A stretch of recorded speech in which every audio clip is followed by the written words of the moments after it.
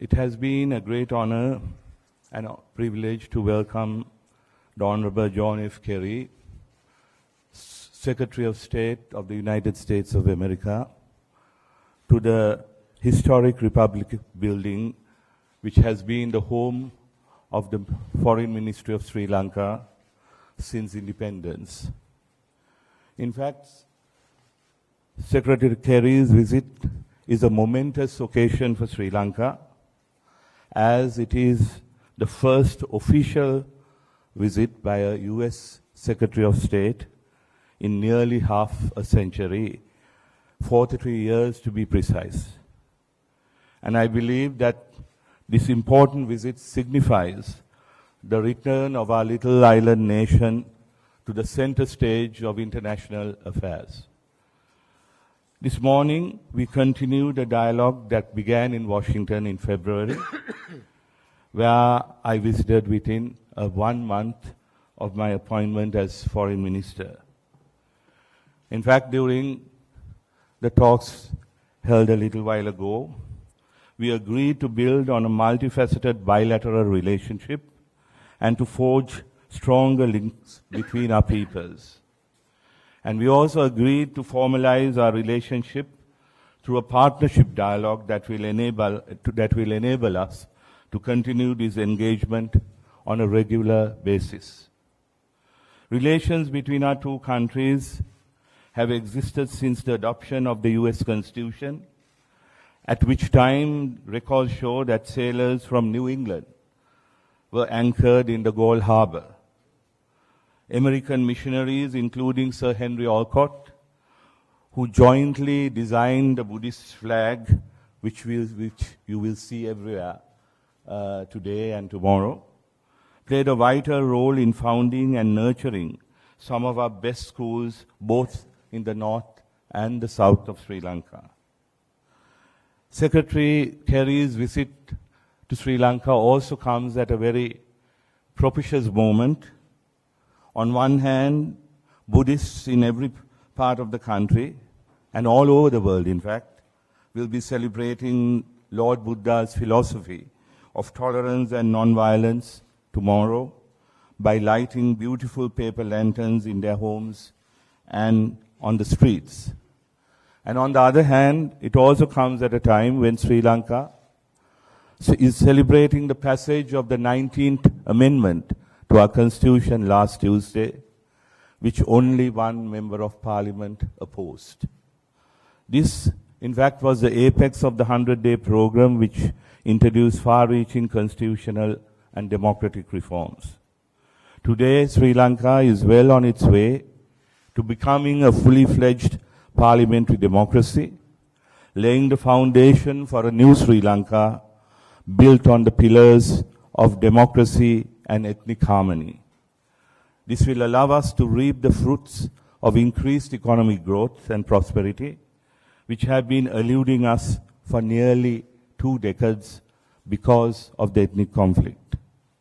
Ensuring accountability in the new Sri Lanka will feature as a key component of the reconciliation process, and the architecture of a domestic accountability mechanism with international technical assistance, as promised by our manifesto, are now being planned. In this context, there are also several areas where the United States can assist us by enhancing local capacity and providing technical expertise. Sri Lanka, now a middle-income country, can no longer, ladies and gentlemen, afford to rely solely on foreign aid. It is in our government's best interest to attain foreign direct investment as part of our broader strategy to kickstart the economy. Sri Lanka has been considered a paradise for tourists for many years, but our government is now also keen to make Sri Lanka an investor's paradise.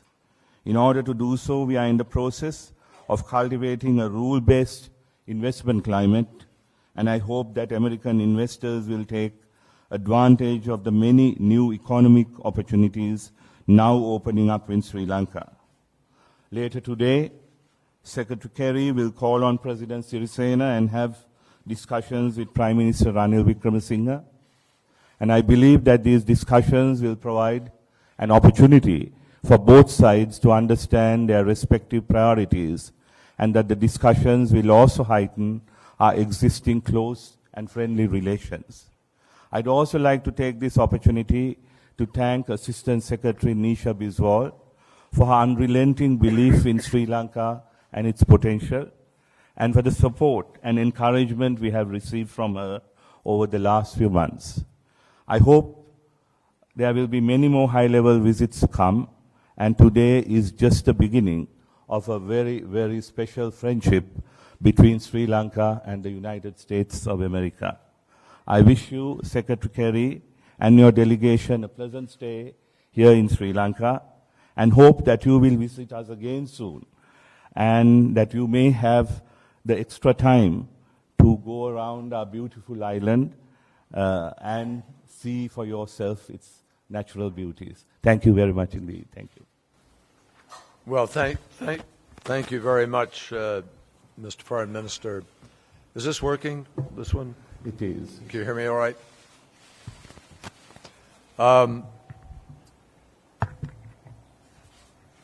It's an enormous pleasure for me to be here with my friend and my colleague, Foreign Minister Samarawira.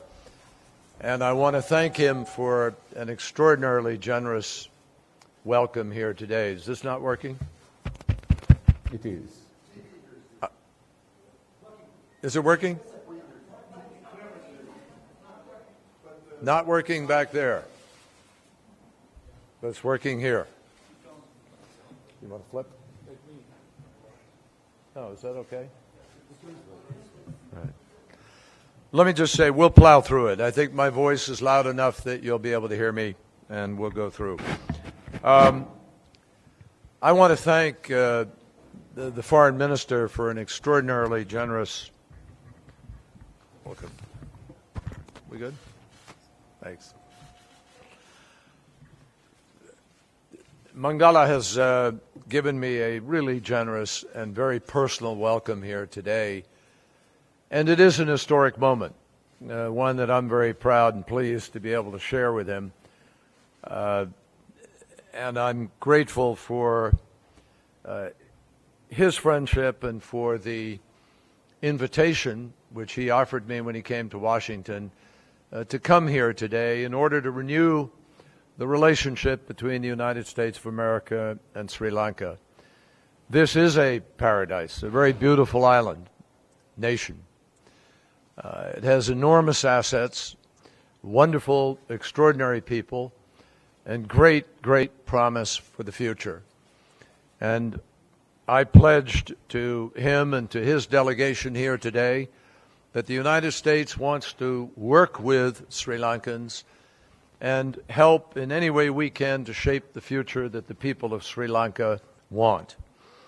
The Foreign Minister and I last met in February in Washington, and today we talked about the enormous progress that Sri Lanka has made in just a few short months, and progress that can be measured, progress on restoring democratic institutions, progress on creating more accountable governance, the passage of the 19th Amendment in which the President kept his promise to reduce powers of the presidency and move them more to the people through a broader sharing is an example of that. Progress in combating corruption, and progress on reconciliation that can lead to a much more enduring peace and to shared prosperity for all Sri Lankans. So I am very mindful that as I stand here in Sri Lanka, more than 10 years after the tsunami on December of 2004, so many people are suffering in Nepal from the devastating earthquake that struck 1 week ago. And I want to commend the government and the people of Sri Lanka for quickly sending response teams to Kathmandu. The United States is also mobilizing a major response, but it's indication of the sensitivity of this government and its sense of responsibility and its desire to be a part of the world community that it responded so quickly. It is tragedies like the Asian tsunami of the Nepal earthquake or the Nepal earthquake that underscore our need to work together and to support one another in times of crisis, yes, but also in times of opportunity. And this is a time of opportunity for Sri Lanka. In Sri Lanka today, I think many of us see a moment of extraordinary promise.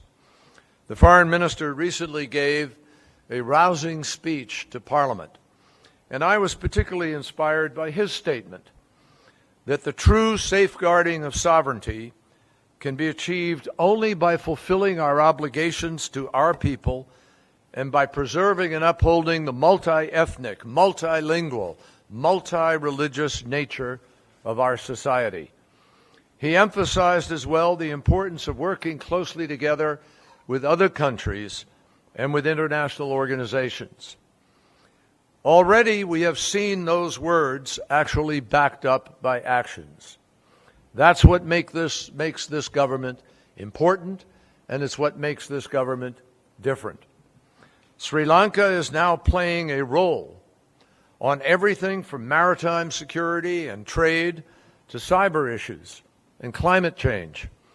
And I am particularly grateful to the Foreign Minister for hosting an event on cyber crime and for taking steps to become the first country in South Asia to accede to the Budapest Convention.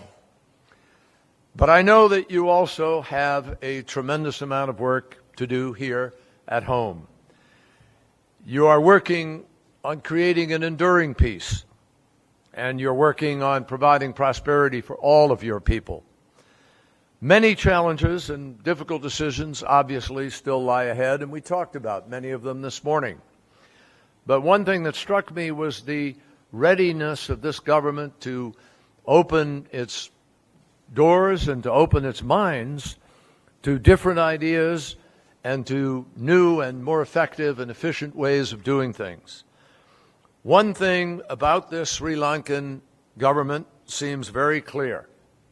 The President, the Prime Minister, and the Foreign Minister are not afraid of tackling tough issues. They're willing to make difficult decisions, and they are committed to keeping their promises. We've seen that with the 100-day plan. And as the government heads into the parliamentary elections this summer, Sri Lankans will continue to rely on their tremendous leadership and commitment.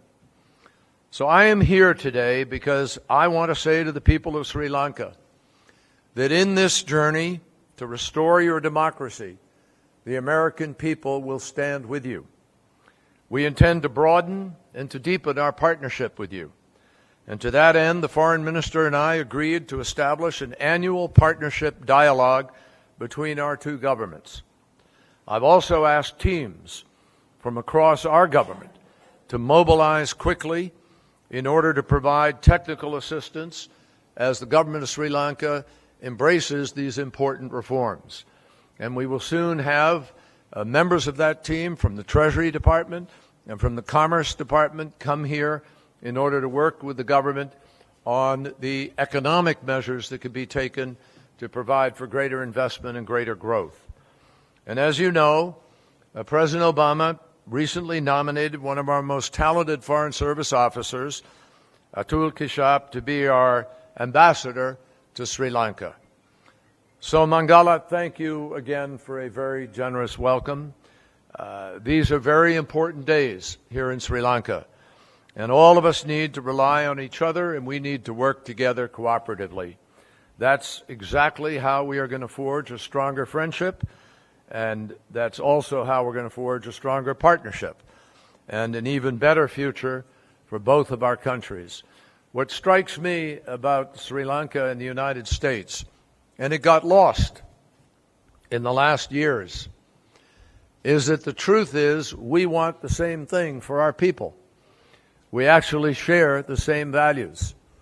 We have the same aspirations for better jobs, for education, for health, for prosperity, for peace, for stability, for reconciliation.